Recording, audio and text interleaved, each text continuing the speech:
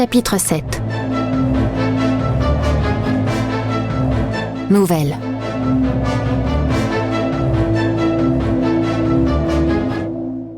Et alors, la nouvelle, on dort encore? Je croyais que les provinciaux se levaient avec le chant du coq. Une onde glacée me tombe sur le visage. Je me redresse d'un bond contre mon oreiller trempé, les cheveux dégoûtants d'eau, la mémoire encore hantée de cauchemars de tête coupée. La tête qui se penche au-dessus de mon lit est bien vivante en revanche. Elle appartient à une fille à la beauté stupéfiante, acidulée par un sourire cruel. « Voilà un début pour faire votre toilette, petite souris grise !» s'esclave-t-elle. Elle pose sur ma table de chevet le verre dont elle vient de verser le contenu sur ma tête. « Mais je crains qu'il faille un baquet entier pour vous nettoyer, couverte de boue comme vous êtes. » Son rire clair fait trembler ses cheveux châtains frisés au fer, retombant en serpenteaux soyeux de chaque côté de son visage, qu'on dirait peint par un maître de la Renaissance italienne. Elle croit sans doute avoir affaire à une victime facile, mais je n'ai pas affronté les insultes au village toute ma vie durant, pour m'écraser devant une garce aux allures de Madone qui veut amuser la galerie à peu de frais. « Ce n'est pas de la boue, » dis-je, en m'accrochant au pilier du lit à baldaquin pour m'en extirper. « Ah oui ?» répond l'autre, se tournant vers les demoiselles qui ont assisté à mon brusque réveil. « Et qu'est-ce que c'est alors? Du crottin ?» C'est du sang séché. Le rire meurt dans la gorge de la beauté. Ses paupières s'écarquillent sur ses yeux mordorés, d'un éclat aussi vif que celui de l'or pur. « Du sang ?» balbutie-t-elle, fronçant ses sourcils parfaitement dessinés. « Vous voulez toucher pour vous en assurer ?» Je marche droit vers elle, trempée dans mon négligé crasseux. Effrayée, l'impudente recule, trébuche du haut de ses talons, et tombe à la renverse parmi ses jupons, révélant l'armature en osier qui structure la forme de sa robe en damas d'un jaune solaire. Les dernières filles qui riaient encore se précipitent à sa rescousse en poussant des cris alarmés. « Est-ce que ça va, Hélé ?» Une demoiselle profite de la diversion pour me prendre délicatement par le bras. « Venez, je vais vous indiquer la salle d'eau » murmure-t-elle d'une voix douce, ou perce un léger accent. Sa tenue est bien plus simple que celle de ma rivale. C'est une tunique de soie mauve pâle, élégamment croisée sur la poitrine et maintenue par une large ceinture assortie. Des fleurs blanches exotiques, dont l'espèce ne figure pas parmi celles que maman m'a enseignées, sont brodées sur l'ourlet. Ses cheveux noirs et lisses, d'une extraordinaire densité, sont rassemblés dans sa nuque en un épais chignon, fermé d'une pique en bois rouge laqué. Sous sa frange coupée au ras des paupières, apparaît un visage aux pommettes hautes et aux yeux légèrement cernés. J'ai lu autrefois un récit de voyage en Extrême-Orient. Les gravures représentant les gracieuses habitantes de ces régions ressemblaient à cette jeune fille. Je me laisse entraîner à l'extérieur du dortoir, traversant un couloir aux dalles brillantes. La lumière pénètre sans entrave à travers les hautes fenêtres, en dépit du ciel chargé. Les murs immaculés et ornés de moulures délicates font au moins 3 fois la taille de ceux de notre maison de la Butora. Soudain, je me fige devant l'une des fenêtres. Là, à 200 mètres derrière le carreau, s'étend une vaste place menant à des remparts colossaux. Alors que les murailles cernant les banlieues étaient tristes et sombres, maculées de déjections d'oiseaux charognards, celle-ci est constituée de la pierre de taille la plus éclatante. Des motifs géants en émergent, sculptés de manière exquise. Mais à mieux y regarder, l'effroi prend le pas sur l'émerveillement. Ces hauts reliefs ne figurent pas des nymphes et des dieux comme dans le jardin du vieux baron de Gastefriche. Ce sont de gigantesques vampires représentés dans toute leur sauvagerie, dévoilant en plein jour leurs dents acérées, plongeant leurs crocs dans les coups sans défense de mortels pâmés entièrement livrés à eux. Au milieu de ce pandémonium immobile, qui semble proclamer pour l'éternité la toute-puissance de la race des seigneurs, se dressent de fantastiques colonnes baroques, autour desquelles tourbillonnent des meutes de loups, de corbeaux et de chauves-souris.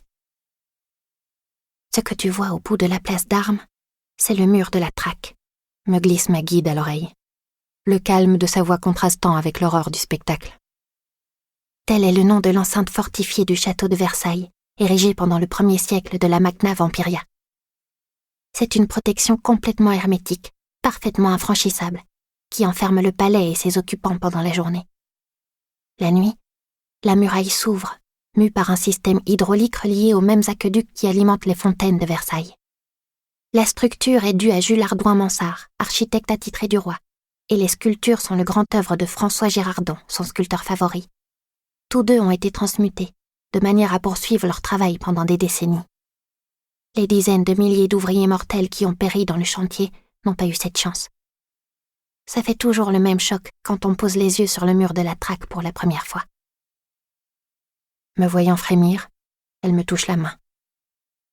Ce ne sont pas tant les sculptures qui me font trembler, que la prise de conscience de la muraille se dressant entre la grande écurie et les appartements d'Alexandre, entre moi et ma vengeance. Vous finirez par vous habituer à cette vue, m'assure ma guide.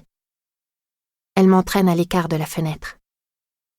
Au fait, je m'appelle Naoko Takagari. Je suis la fille de l'ambassadeur du Japon. Je veux dire l'ambassadeur de jour, car l'ambassadeur de nuit est bien sûr un vampire. Mon intuition était juste. Naoko vient des contrées lointaines où le soleil se lève, celle auquel je rêvais dans ma chambre de la Butora. Même si le Japon ne fait pas partie de la Magna Vampiria, l'empereur qui y règne a lui aussi été transmuté. Il est donc représenté à la cour du roi des ténèbres. Hier, Madame Thérèse a réclamé une volontaire pour veiller à ce que l'intégration de la nouvelle se passe bien, me dit Naoko, en reprenant la route. Je me suis proposée. Je sais que ce n'est pas facile de se faire une place à la grande écurie. Moi aussi, quand je suis arrivée ici il y a 2 ans, en tant que Benjamin, j'ai fait les frais de la méchanceté d'Hélénaïs. Hélénaïs? Hélénaïs de Plumini, précise Naoko. Fille cadette d'Anacréon de Plumini, petit seigneur de la Beauce et principal fournisseur de royaume en pintade, chapon et poulet. Je baisse les yeux, me rappelant la manière dont hier encore, Alexandre comparait les banlieusards aux volailles s'entassant dans les batteries de Plumini. Les seigneurs de Plumini ont coutume d'adopter des prénoms grandioses dérivés de l'antique pour compenser le caractère récent de leur quartier de noblesse, précise Naoko. Ils ont été anoblis il y a moins d'1 siècle pour service rendu à la couronne. Je vois.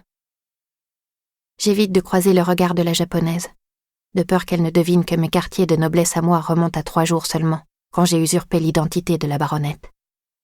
Malgré la prévenance qu'elle témoigne à la nouvelle, cette fille est comme toutes les autres pensionnaires de la grande écurie, une privilégiée vivant dans sa bulle, une nantie exemptée de la dîme, échappant au code mortel qui opprime le Caréta, une alliée des vampires, qui n'aspire sans doute qu'à rejoindre leur rang dès que l'occasion d'être transmutée se présentera. Je ne ferai pas 2 fois l'erreur que j'ai commise avec Alexandre. Jamais je ne la considérais comme mon amie. Mais elle, de son côté, ne doit jamais me soupçonner d'être une usurpatrice. Je m'appelle Diane de Gastefriche, dis-je précipitamment. Il s'est produit un drame dans ma famille, là-bas, en Auvergne, d'où ma présence ici. Ma voix se brise, car je ne peux prononcer le mot famille sans penser à mes parents et à mes frères. Naoko me sourit tristement. Oui, je sais, on nous a avertis. Votre pauvre père a été assassiné par des frondeurs. Mais vous êtes sauvés maintenant. À l'instant où elle dit cela, le couloir marque un tournant et nous nous trouvons nez à nez avec un homme en armes posté au garde-à-vous devant une fenêtre. Rien à voir avec les uniformes noirs des dragons de Clermont. Ce soldat-là porte une somptueuse livrée rouge Garance, aux épaules ornées de galons dorés. C'est un garde suisse, m'explique Naoko en le contournant sans un regard, comme si c'était une statue faisant partie des meubles. Ils sont les plus fidèles guerriers de la couronne, prêts à mourir pour elle à tout instant. Je jette un coup d'œil nerveux aux militaires. Après les molosses dehors dans la cour, Versailles est décidément un endroit sous étroite et constante surveillance. Il faudra que je sois très habile pour mener à bien ma vengeance. Et même si j'arrive à tuer Alexandre, je ne me fais guère d'illusions. Mon sort sera aussitôt scellé. Je le suivrai rapidement dans la tombe. Mais au moins j'aurai l'ultime satisfaction que ce monstre, mort pour de bon, ne ressorte jamais de son cercueil. Vous êtes à l'abri ici, continue Naoko, en total décalage avec mes pensées. Le roi a affecté un régiment entier de gardes suisses à la protection de la grande écurie. Avec eux, aucun risque que les frondeurs parviennent à s'infiltrer. Ces dernières paroles me frappent comme un coup de poing. Le roi craint donc les frondeurs ? Je lui demande. Elle me jette un regard par-dessous sa frange épaisse. Difficile à croire, n'est-ce pas, que le souverain le plus puissant d'Europe ait à se soucier de cette menace dans son propre palais. Difficile, en effet, dis-je, tentant de ralentir ma respiration qui s'emballe. La semaine dernière encore, je considérais la fronde comme une rumeur. Après avoir découvert qu'elle existait réellement et que ma famille entière en faisait partie, j'apprends maintenant que ses ramifications secrètes s'étendent jusqu'à Versailles. Il se murmure que des tentatives d'attentat ont lieu régulièrement, me confie Naoko. Les services secrets de Sa Majesté les déjouent à chaque fois. À ces mots, elle s'arrête devant une porte peinte d'une sirène entourée de coquillages. « Voici la salle d'eau », annonce-t-elle. Elle pousse la porte, m'invitant à pénétrer dans une pièce entièrement carrelée de blanc, telle que je n'en ai jamais vue. « La baignoire est là », me dit-elle, en désignant une profonde cuve en cuivre rutilant, ornée d'un bec de bronze en forme de cygne. « La baignoire ?» La jeune fille me regarde étonnée. « Eh bien oui, pour vous laver !» s'exclame-t-elle. « L'eau chaude se trouve ici, de ce côté du robinet. » Elle tourne une poignée à la gauche du cygne, qui se met à cracher un jet fumant. Puis elle actionne une deuxième poignée à sa droite. « Et l'eau froide là, je la laisse couler. Vous n'avez pas de baignoire dans votre château ?»« Si, bien sûr. » Je m'empresse de répondre pour sauver la mise. Mais elle ne ressemble pas à celle-ci. Il faut vraiment que je me souvienne que je suis censée être une noble à présent, pas une roturière. Je ne suis plus Jeanne, la sauvageonne des forêts, mais Diane, la petite chérie élevée dans la soie. Même si je ne me suis jamais lavée qu'avec un linge humide au-dessus d'une bassine d'eau froide tirée au puits, je dois faire comme si j'étais habituée à tout ce faste. « Je vous laisse », me dit Naoko. « Servez-vous en salle de bain parfumée. Les linges pour vous sécher et les habits neufs que Madame Thérèse avait préparés pour vous sont là, sur la commode. Ils devraient être à votre taille, mais les couturières pourront toujours faire des retouches plus tard si besoin. » Elle désigne un paquet d'étoffes soigneusement pliées, à côté duquel repose un plateau avec un peu de nourriture. « Je me suis permis d'ajouter quelques biscuits pour votre petit déjeuner, ainsi qu'une tasse de café au lait. Dès que vous serez rafraîchi, appelez-moi en tirant sur ce cordon de velours. Il faut faire vite. Ce matin, nous avons cours d'art de la conversation avec Madame de Chantilly. » Elle se dirige vers la porte, s'arrête au dernier moment sur le seuil. « Au fait, même si Hélénaïs vous a traité de souris grise, je voulais vous dire que je trouve votre teinture très réussie. »« Oh, je vous remercie. » Pas la peine de la détromper et de lui révéler que c'est ma couleur naturelle. « Je suis heureuse d'avoir été retenue pour être votre tutrice, » ajoute-t-elle. « Vous me semblez aimable et sans malice. Peut-être même pourrions-nous être amis ? » Mais bien sûr, Naoko. » Elle m'adresse un sourire radieux, qui éclaire momentanément ses yeux fatigués et rosille légèrement ses joues pâles. Puis elle s'éclipse. Je m'extirpe alors du négligé que la sueur rance et le sang séché ont transformé en carapace amidonnée. Une fois nue, je pénètre dans la baignoire remplie de cette eau chauffée par je ne sais quelle sorcellerie. La vapeur amollit mes muscles tendus par le stress. Le bruit du jet qui continue de jaillir du robinet dissout mes pensées.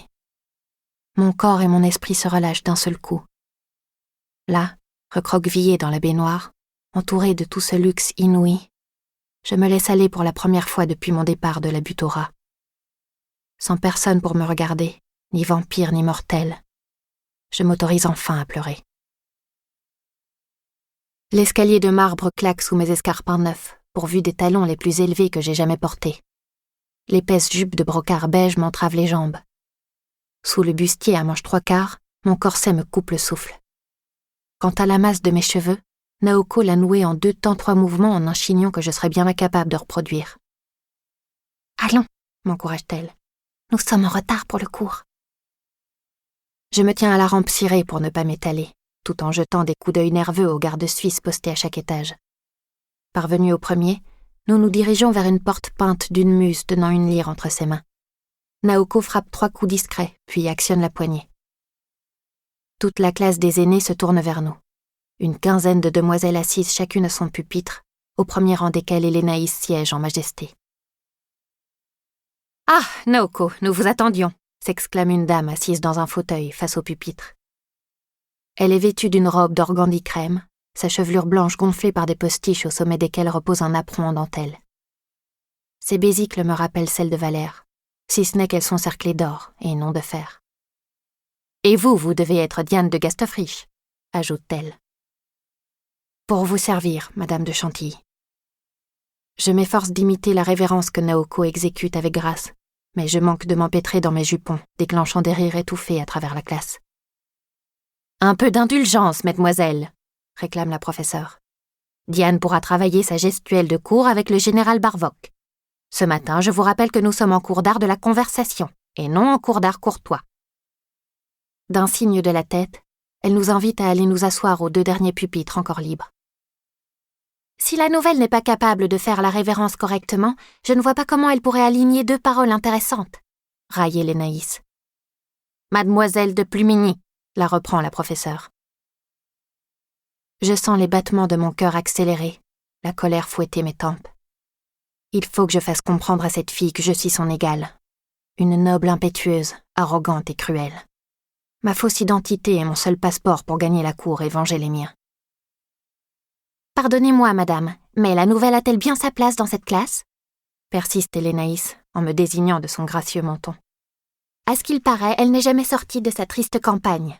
De quoi pourrait-elle bien converser, si ce n'est de vaches et de cochons ?»« De moutons, » je rectifie. « Pardon ? Dans ma triste campagne, comme vous dites, la terre n'est pas assez riche pour permettre l'élevage des bœufs et des porcs. Nous devons nous contenter de moutons. D'ailleurs, vos magnifiques frisettes me font penser à celle de Pâquerette, la plus fameuse brebis du cheptel de la baronnie. »« Mais ma coiffure à la hurluberlu est la plus en vogue à la cour !» s'étranglait Lénaïs, manifestement peu habituée à ce qu'on l'attaque sur son physique parfait. « Vraiment ? En tout cas, Pâquerette a décroché le premier prix au concours agricole en 294. Vous devriez vous inscrire cette année. Vous avez peut-être une chance de remporter la cocarde. » Octant de sidération, et Lénaïs se tourne vers Madame de Chantilly. « J'espère que vous allez la punir pour son impudence, » exige-t-elle. « Et pourquoi donc, Lénaïs ?» répond la professeure d'un ton sec. « Il me semble que nous sommes en pleine démonstration d'art de la conversation, en pleine joute de mots d'esprit, pour être exact. C'est une compétence indispensable à la cour. Vos charmes, dignes de ceux de la belle Hélène de l'Antiquité, ne suffiront pas à vous y faire briller si vous restez muette.